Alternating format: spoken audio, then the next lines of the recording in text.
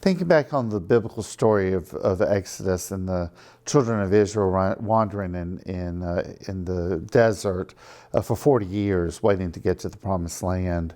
I hope it puts into perspective for us that whatever uncertainty, chaos may be going on in our lives, and wanting to have things resolved, 40 years of wandering is a long time. And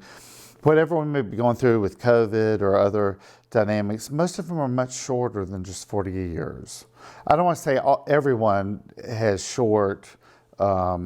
trials and times of chaos and uncertainty. Not all of them are short, but for most of us, it's not a 40-year time frame. And to see the biblical story as a model of God leading the children of Israel in the wilderness for that long should remind each of us that ever how long our uncertainty may be, God's continuing to lead us through it as well. And if you ever do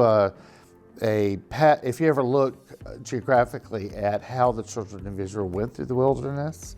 they didn't go the shortest route. And so sometimes God doesn't go the shortest route on the things that we have to go through in life to get to our promised land. And so I think that biblical story, hopefully if you look at it in longevity, really helps us realize that in the great chunk of our lives, if we take 40 years of our lives, especially as adults, if we take a 40-year time frame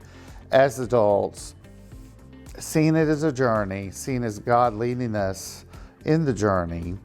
hopefully the Exodus story can be a inspiration for us to be calm and at peace and realizing God's presence and leadership with us.